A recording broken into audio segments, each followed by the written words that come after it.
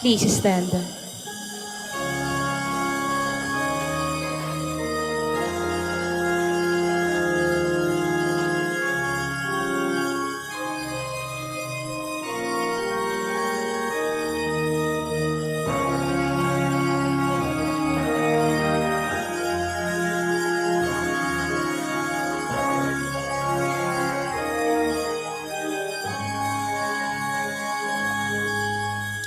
Blessed are they, the poor in spirit.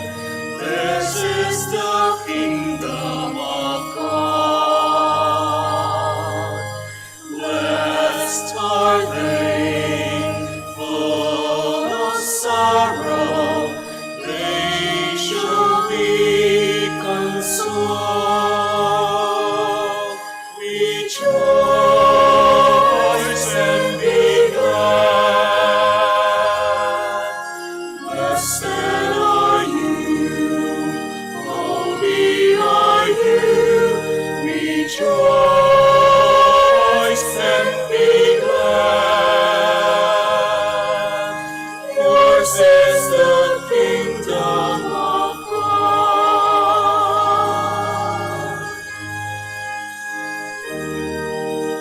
Blessed are they, the lowly ones.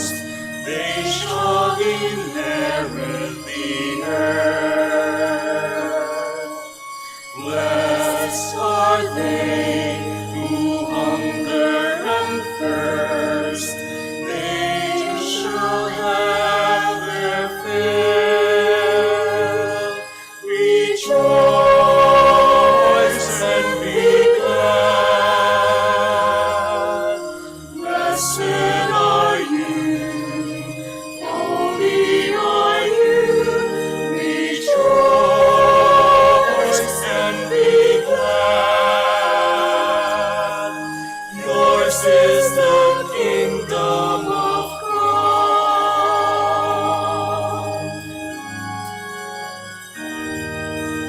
Blessed are they who show mercy. Mercy shall be theirs.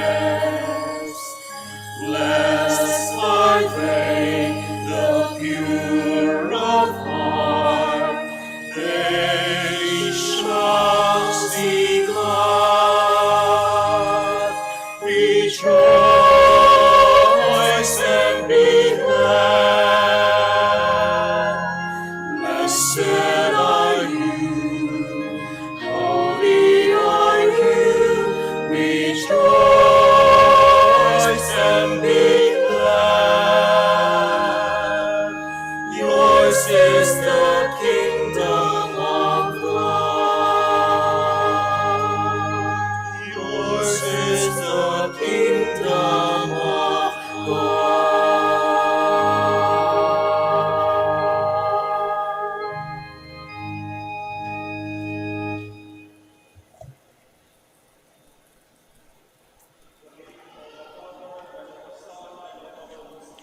Amen.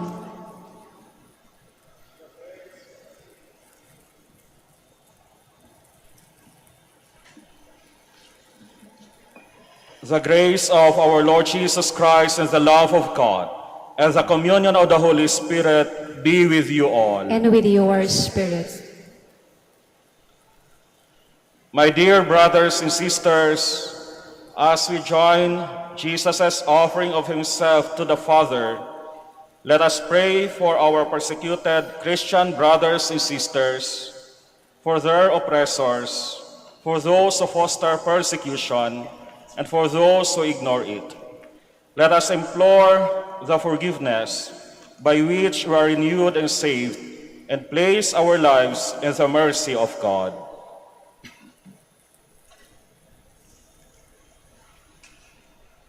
I confess to Almighty God and to you, my brothers and sisters, that I have greatly sinned in my thoughts and in my words, in what I have done and in what I have failed to do, through my fault, through my most grievous fault. Therefore I ask Blessed Mary, ever Virgin, all the angels and saints, and you, my brothers and sisters, to pray for me to the Lord our God. May Almighty God have mercy on us, forgive us our sins, and bring us to everlasting life. Amen.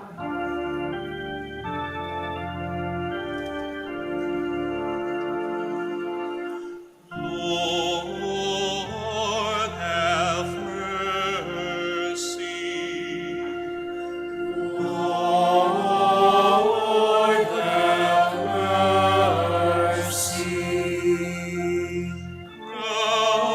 Christ, have mercy. Christ, have mercy. Lord, have mercy. Lord, have mercy. Let us pray.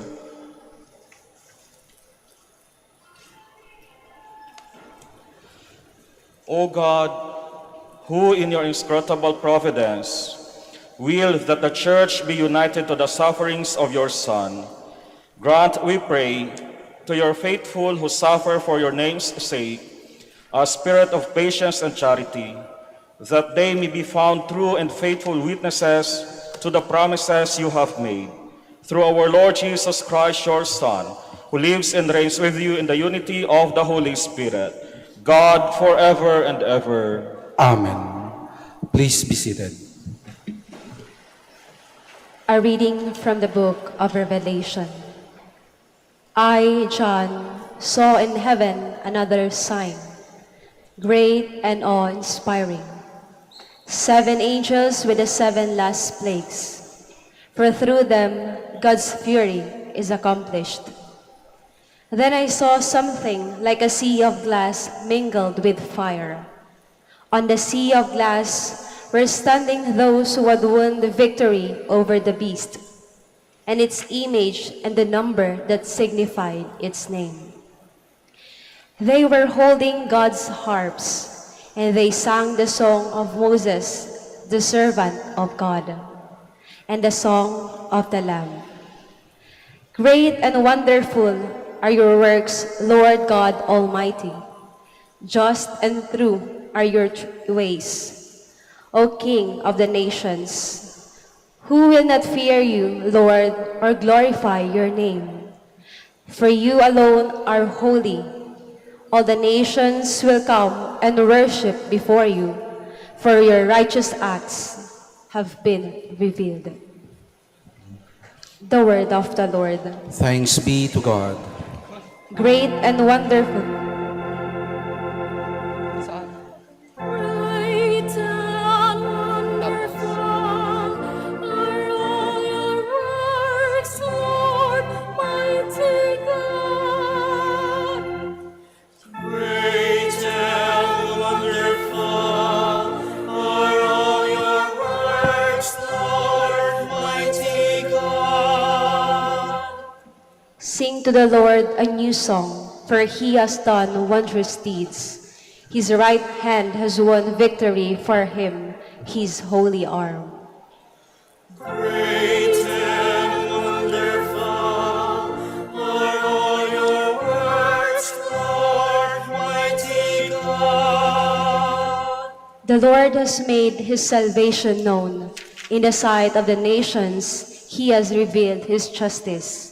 He has remembered his kindness and his faithfulness toward the house of Israel.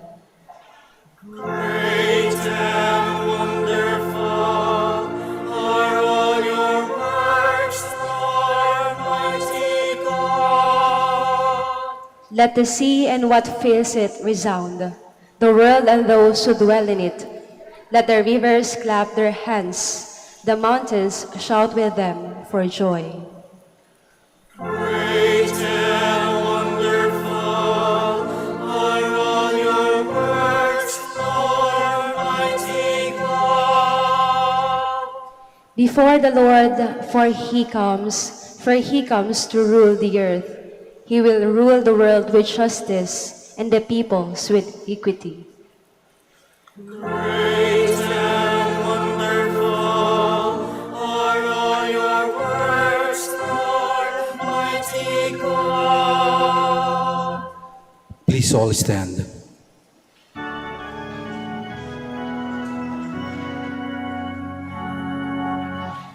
Alleluia, alleluia, alleluia, alleluia. Remain faithful until death, and I will give you the crown of life.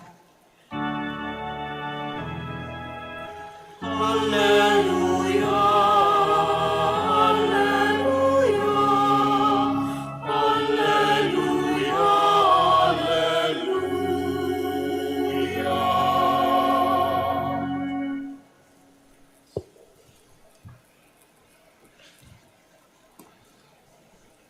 The Lord be with you. And with your spirit. A reading from the Holy Gospel according to Luke. Glory to you, O Lord.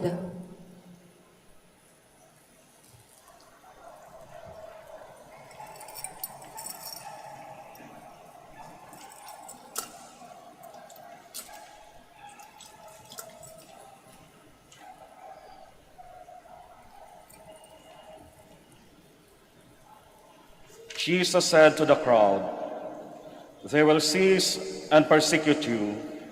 They will hand you over to the synagogues and to prisons, and they will have you led before kings and governors because of my name. It will lead to your giving testimony. Remember, you are not to prepare your defense beforehand, for I myself shall give you a wisdom in speaking, that all your adversaries will be powerless to resist or refute. You will be handed over by parents, brothers, relatives, and friends, and they will put some of you to death. You will be hated by all because of my name, but not a hair on your head will be destroyed. By your perseverance, you will secure your lives." Brothers and sisters, the Gospel of the Lord. Praise to you, Lord Jesus Christ. Please be seated.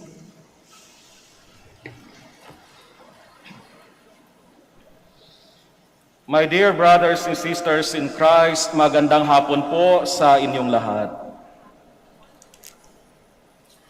Someone said that God never promised us an easy journey in life, only a safe arrival.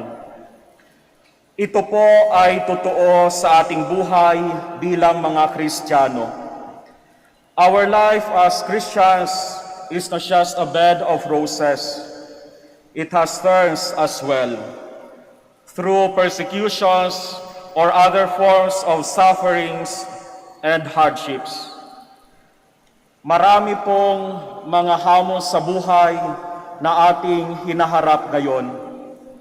We continue to face this coronavirus, even within our family, in our studies, even in our relationships.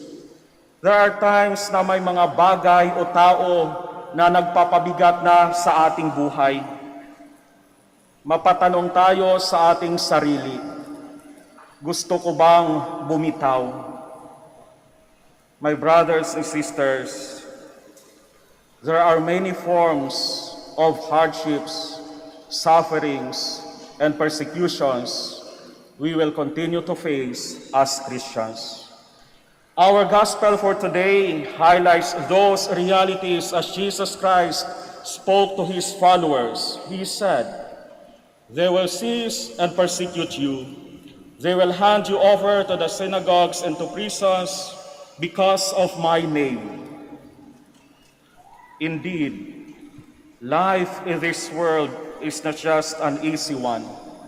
Sabi ko, patuloy natin na makaharap ang mga krus, ang hamon ng pagiging Kristiyano, ang pag-uusig dahil sa katotohanan at pagsasabuhay ng buhay ni Kristo. Gusto ba nating bitawan ang ating pagka-Kristiyano? But we should not. We should not worry because tutulungan tayo ng Panginoon. In the Gospel also, Jesus Christ assures us what to do, how to defend ourselves. Sabi ng Panginoon, "Remember, you are not to prepare your defense beforehand. For I myself shall give you a wisdom in speaking." Ano po ang kailangan? We just need to persevere. On the last sentence of the Gospel, Jesus says, "By your perseverance, you will secure your lives." Kailangan ay magiging matyaga po tayo sa pagharap at pagsasabuhay ng buhay ni Kristo.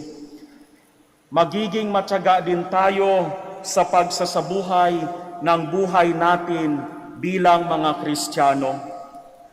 Our life as Christian is a life for Christ. By following Him, even in martyrdom, that is, to become witnesses. Be ready to shed everything, even our blood. Some theologians said,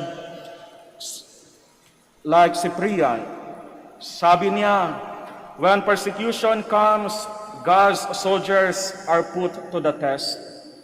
Sabi pa nga ni San Agustin, ang mga martir ay ginapos, ikinulong, hinagupit, hinampas, sinodog at kinatay. Pero hindi sila umatras. Sila pa ay dumami. Today, we join the Catholic Church as we celebrate this day, the Red Wednesday. Itinalaga ito upang ipanalangin natin ang inuusig of those persecuted Christians around the world who live the life of Jesus Christ. Bakit pula? Pula po ang simbolo ng dugo ng mga Kristiyanong martir na inaalay ang kanilang buhay para sa ating pananampalataya. And the theologian said, in the name of Tertullian, "The blood of those martyrs is the seed of Christianity." Mga kapatid, bibitawan ba natin ang ating pagka-Kristiyano dahil tayo po ay persecuted? Dahil po may hinaharap tayong mga problema, sufferings, and hardships? Ang sagot ay dapat hindi. Ito ang buhay Kristiyano. Huwag tayong aatras, maging tapat tayo, maging matyaga tayo dahil kasama natin si Kristo.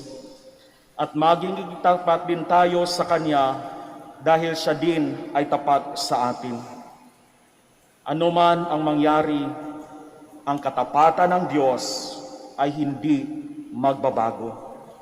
Even we continue to face persecution, suffering, hardships, and even death, ang katapatan ng Diyos ay hindi magbabago.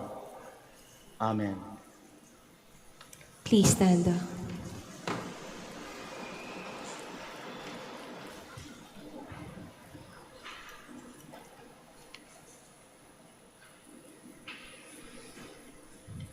Loving God, we come before you as church, born from the cross of Christ, a church that has grown through 2,000 years from the glorious blood of martyrs. Let our response be, deliver your people, Lord. Deliver your people, Lord, from discrimination against believers and against the whole community of the Church. Deliver your people, Lord. From the isolation of prison camps and the loneliness of exile due to our faith in Christ. Deliver your people, Lord. From the anguish of meeting in hiding places for worship because Christianity is not authorized. Deliver your people, Lord. From injustice, war, terrorism, kidnapping, torture, murder, and all human sufferings because of Christian faith. Deliver your people, Lord. From infection of the coronavirus, especially for the frontliners risking their lives to protect everyone. Deliver your people, Lord.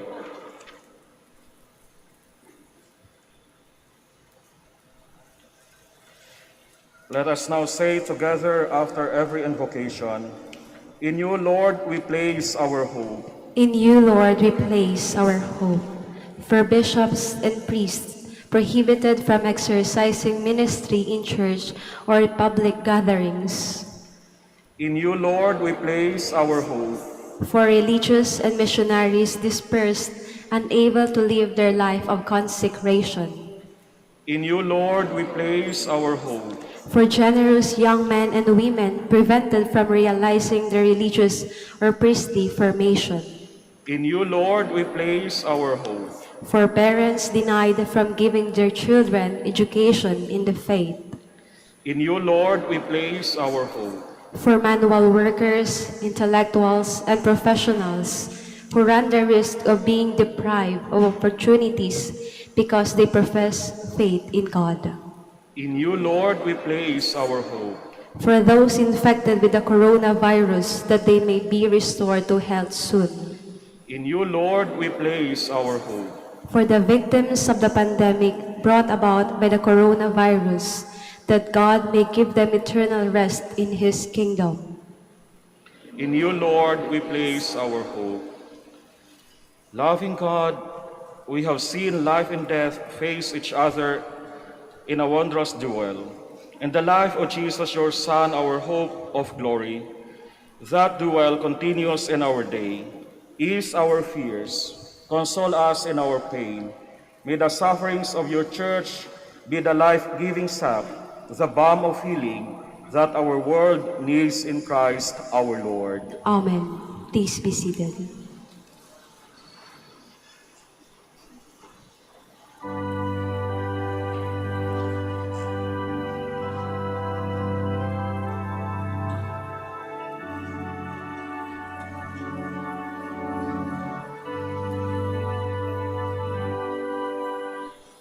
O Diyos, nawang di mabilang, tanggapin mo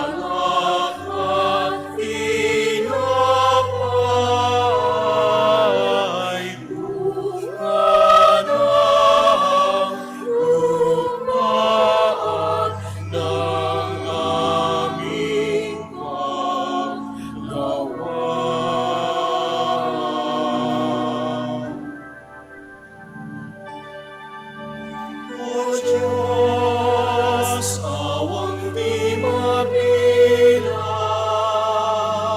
tanggapin mo yaring aming alay. Gawin ito bilang tanda ng aming kaligtasan.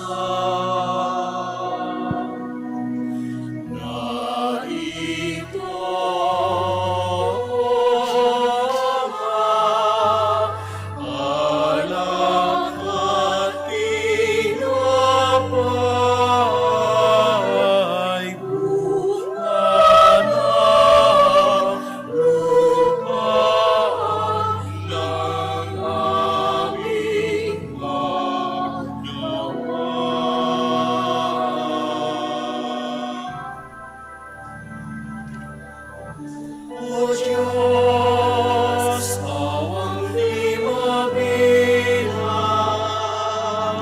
tanggapin mo yaring aming alay. Gawing alaala ng pagkamatay, muling pagkabuhay ni Jesucristo.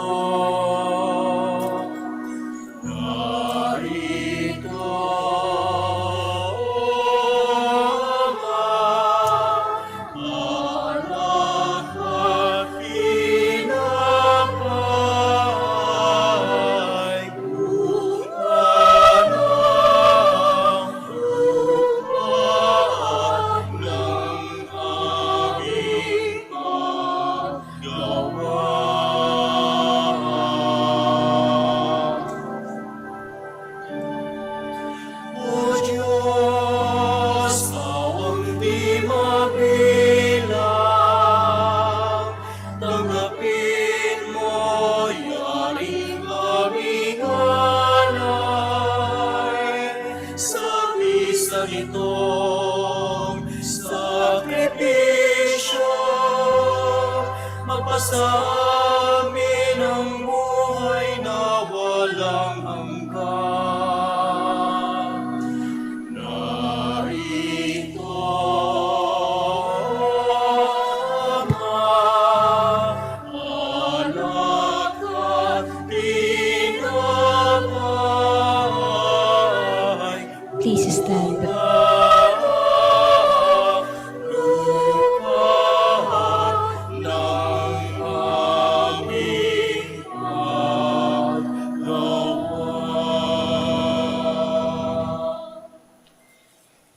Pray, brethren, that my sacrifice and yours may be acceptable to God the Almighty Father. May the Lord accept the sacrifice at your hands for the praise and glory of his name, for our good and the good of all his holy church.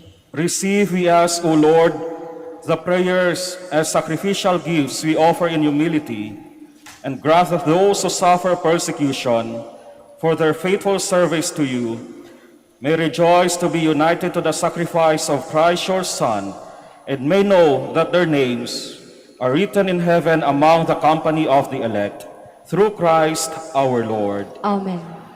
The Lord be with you. And with your spirit, Lift up your hearts. we lift them up to the Lord. Let us give thanks to the Lord our God. It is right and just. It is truly right and just, our duty and our salvation, always and everywhere, to give you thanks, Father most holy, through your beloved Son, Jesus Christ, your Word, through whom you made all things, whom you sent as our Savior and Redeemer, incarnate by the Holy Spirit and born of the Virgin, fulfilling your will and gaining for you a holy people. He stretched out his hands as he endured his passion, so as to break the bonds of death and manifest the resurrection.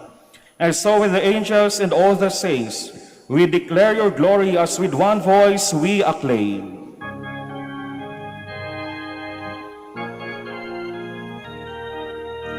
Santo, Santo, Santo, Panginoong Diyos ng mga hukbo, napupuno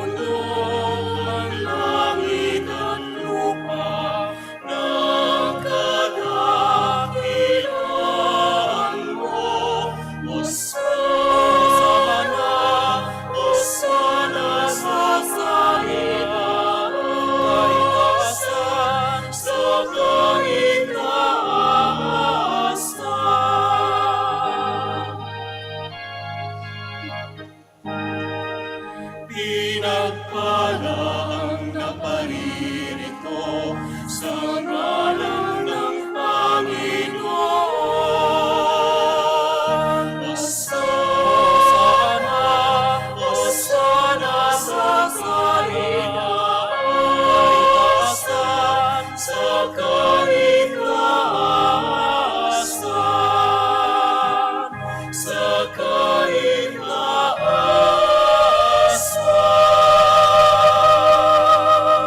Please kneel.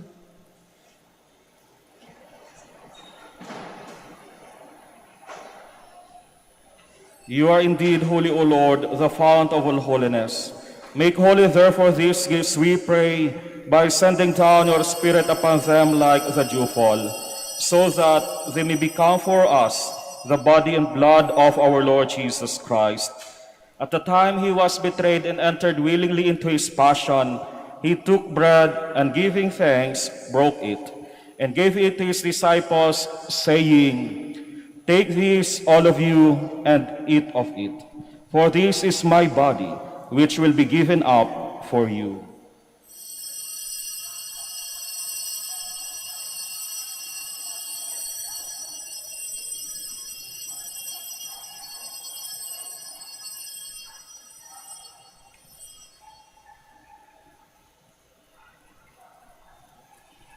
In a similar way, when supper was ended, he took the chalice and once more giving thanks, he gave it to his disciples, saying, "Take this, all of you, and drink from it. For this is the chalice of my blood, the blood of the new and eternal covenant, which will be poured out for you and for many, for the forgiveness of sins. Do this in memory of me."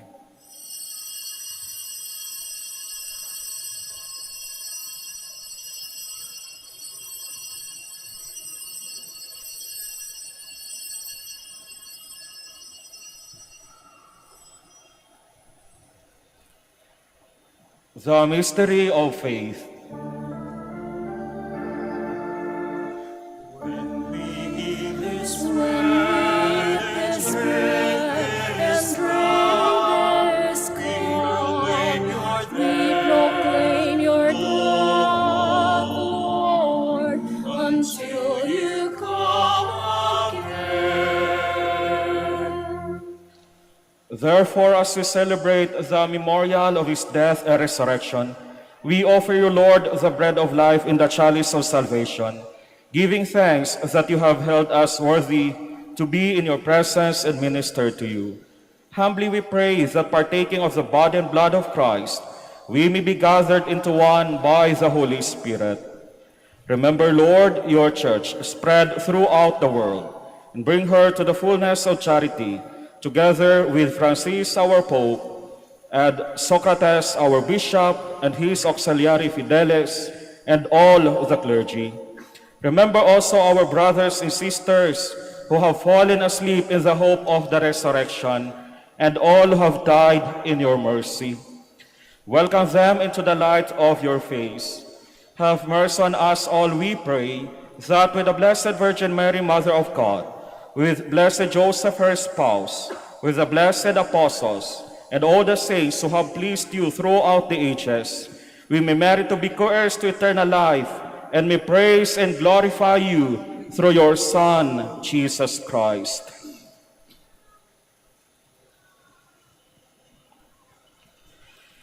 Through him, with him, and in him, O God, Almighty Father, in the unity of the Holy Spirit, all glory and honor is yours forever and ever.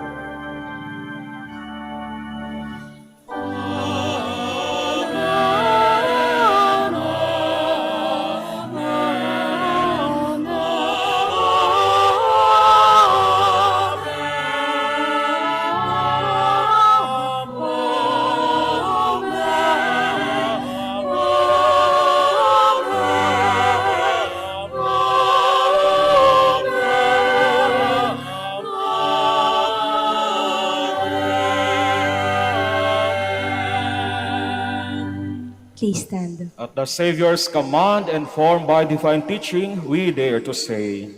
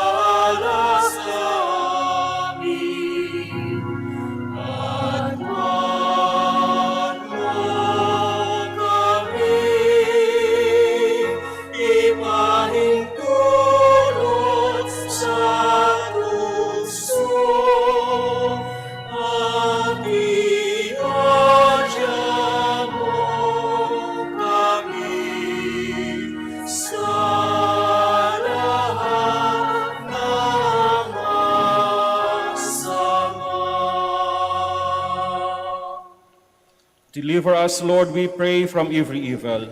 Graciously grant peace in our days, that by the help of your mercy, we may be always free from sin and safe from all distress, as we await the blessed hope and the coming of our Savior, Jesus Christ.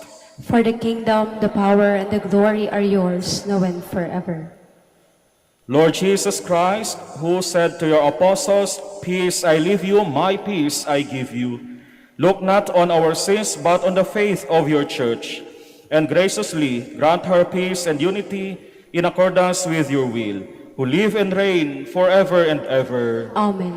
The peace of the Lord be with you always. And with your spirit. Brothers and sisters, let us offer each other the sign of peace. Peace be with you.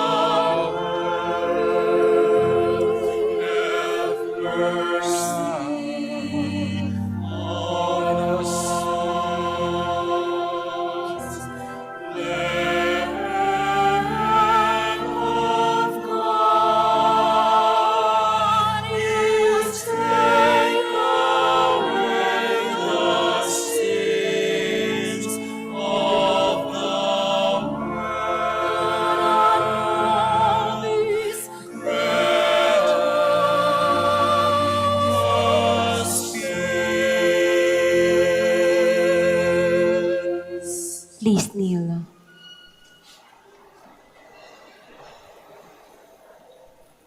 Brothers and sisters, this is Jesus, behold him, the Lamb of God, who takes away the sins of the world. Blessed are those called to the supper of the Lamb. Lord, I am not worthy that you should enter under my roof, but only say the word, and my soul shall be healed.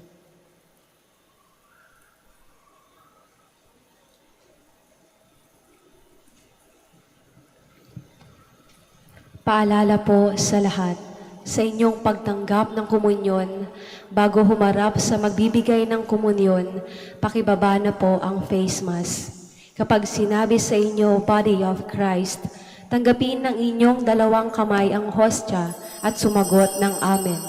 At isubo na agad ang hostya. Huwag po ninyong isubo habang naglalakad at lalong huwag dalihin sa upuan ng hostya para maiwasan ang pagkahulog nito.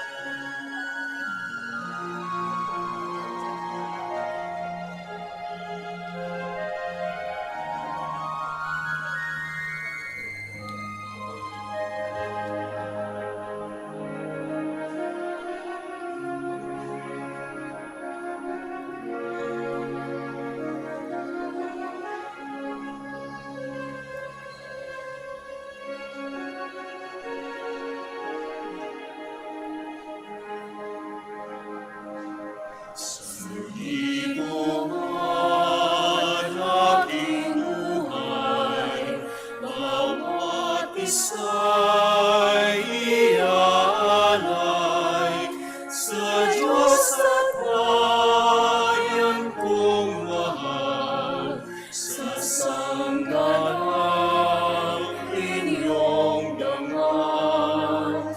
Isuko mo kahit saan, hamakin man ako saktan. Dalangin ko'y maging tapat, pag-ibig mo ay sasapat. Sa libo man aking buhay, sa libo rin iaalay, sa libo kong kamatayan. Sa palad mo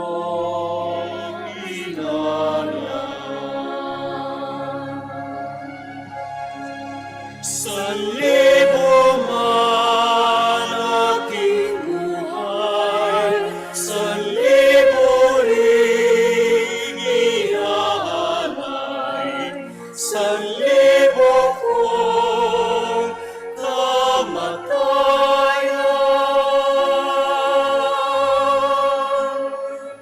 Sa palad mo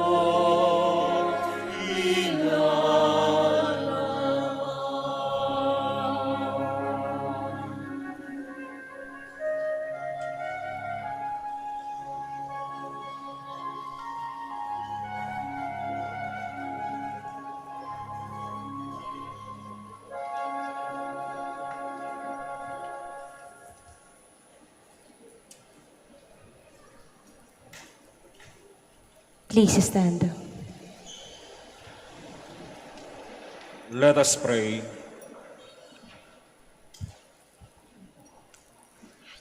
By the power of these sacraments, O Lord, confirm your servants in the truth and grant to your faithful who suffer tribulation that as they follow your Son and bearing their cross, they may in every trial give glory in the name of Christians. Through Christ our Lord. Amen. Please be seated.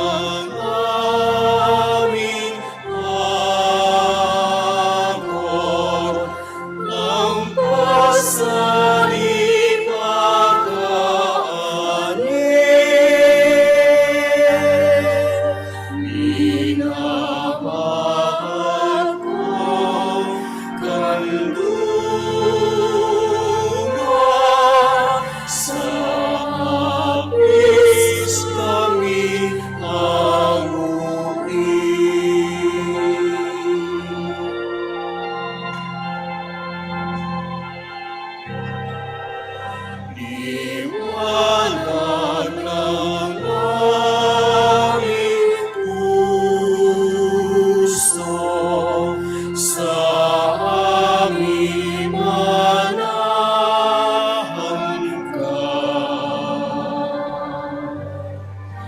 Inulot mo po sa amin kapayapaang wagas. Ang iyong gantimpalan, pangako mong kasarilan.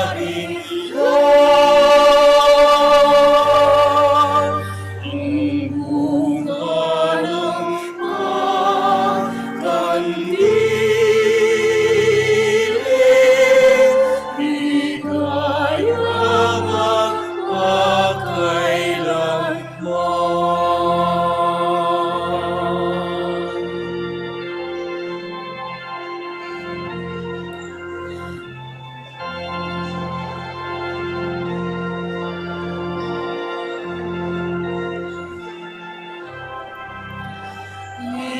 Liwanag ng aming puso sa aming manahanggan. Ang init na Umpisa na po natin ang pagsisindi ng kandila. Pangungunahan po ito ni Father at ng mga Dominican novices. Kandila pong sisindihan, yung krus sa gitna. at lubay ng mahihirap, o aming pag-asa, gabay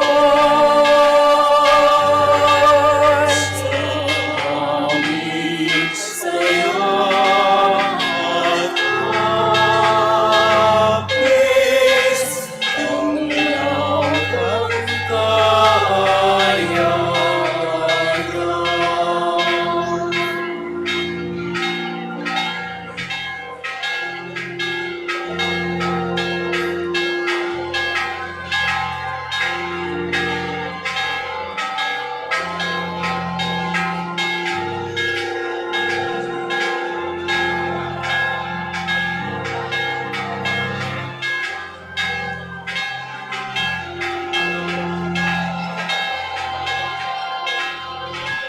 Susunod pong magsisindi ang mga BEC, ang letran, students, faculty.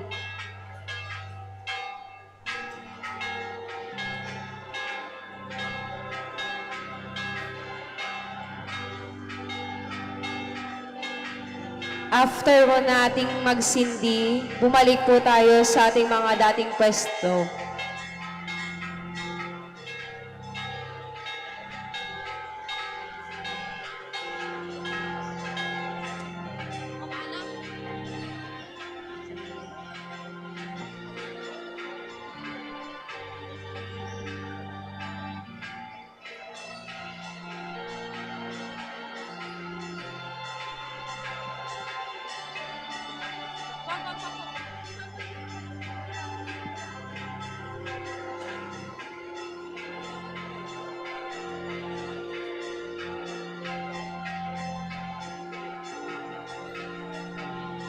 Paalala po, pagkatapos po nating magsindi, bumalik po tayo sa ating dating pwesto sapagkat hindi pa po tapos ang misa.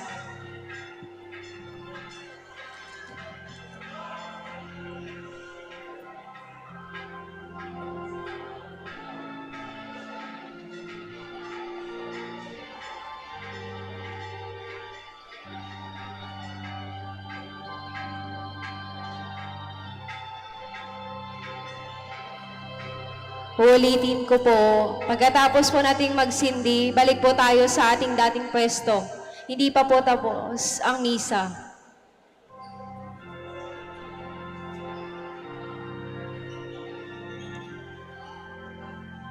Bumuo po tayo ng bilog.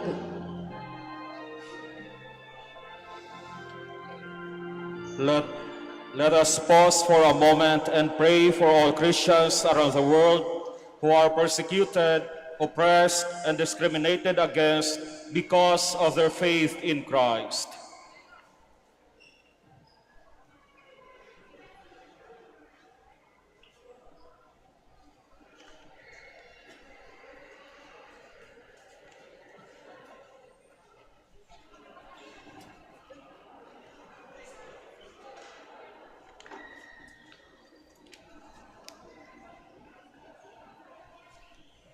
Litany of supplications.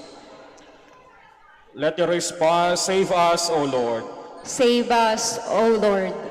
from every evil that afflicts humanity, Save us, O Lord. from hunger, famine, and self-centeredness, Save us, O Lord.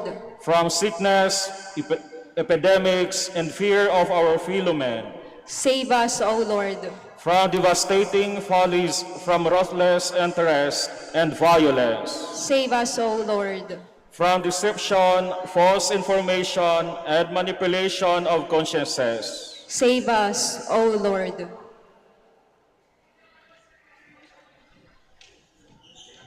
Comfort us, O Lord.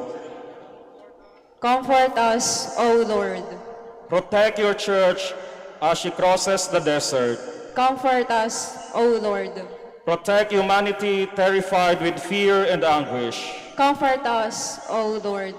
Protect the sick and the dying, oppressed by loneliness. Comfort us, O Lord. Protect the doctors and healthcare providers, exhausted by fatigue. Comfort us, O Lord. Protect the politicians and civil leaders who bear the way of making decisions. Comfort us, O Lord. Let your response be, grant us your Spirit, O Lord. Grant us your Spirit, O Lord. In the hour of trial and confusion, Grant us your Spirit, O Lord. and temptation and our weakness, Grant us your Spirit, O Lord. in the battle against evil and sin, Grant us your Spirit, O Lord. in the search for what is truly good and true joy, Grant us your Spirit, O Lord. in the decision to remain in you and in your friendship. Grant us your Spirit, O Lord. Let your response be, open us to hope, O Lord. Open us to hope, O Lord.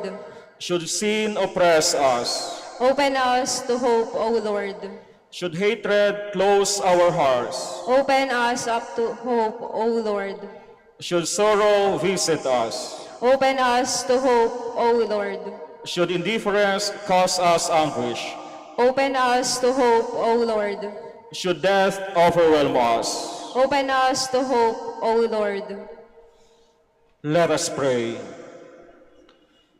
Since you, O God, are with us, nothing has happened, nothing still to come, can rob us of our hope in Christ.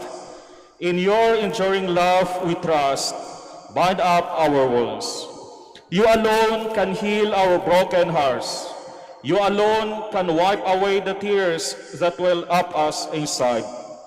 You alone can give us the peace we need. You alone can strengthen us to carry on. We ask you to be near those whose time of joy has been turned into sadness.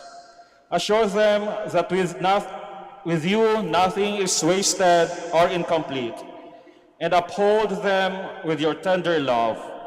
Supported by your strength, may our love for one another be deepened by the knowledge of your love for us all. Amen. Brothers and sisters, the light we bear is a symbol of Christ, the light of the world. We received this light when we were baptized. We vowed to spread this light when we were confirmed. We fulfill this vow when we faithfully respond to our sacred calling as Christians, to be a communion even of flickering lights amidst the darkness of persecution in the world. I ask you now, keep the flame of faith alive in your hearts. Let us be fire that kindles others' fires, a communion of many sparks coming from the light of the world. Walk always as children of the light. And Jesus said, "Blessed are the merciful, for they shall receive mercy." I now send you to your homes, workplaces, schools, and communities. Let us be in solidarity with our persecuted brothers and sisters, with those who are suffering during this time of pandemic, with those who offer their lives in loving service and tell the story of God's mercy and compassion through your lives.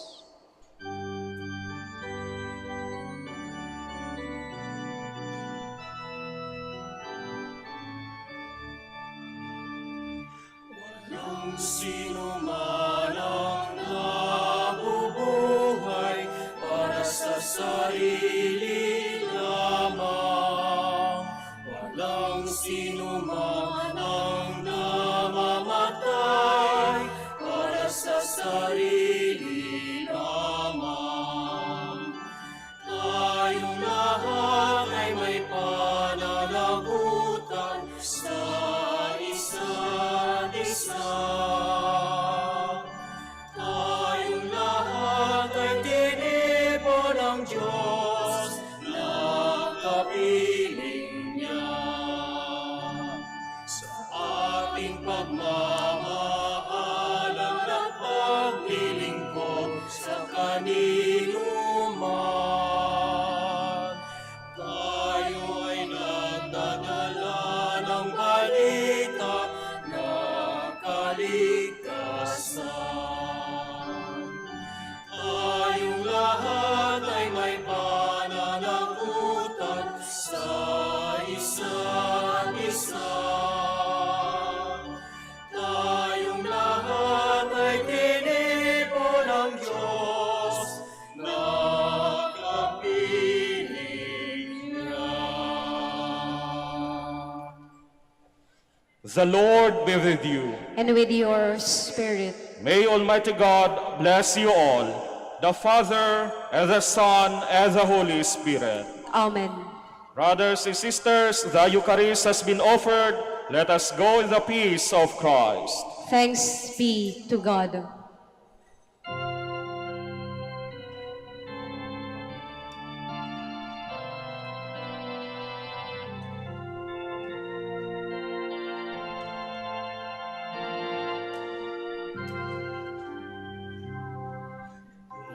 World is richly blessed. Great is the goodness of God, but so many cannot rest, with no one to give them love. Read to the church in need. Read alegre, the landless one les ayuda. Honor al Señor. Gain and heaven, delight and la comiera ricompense per sempre. Christians suffered, crying for help. Do you care? Can you share?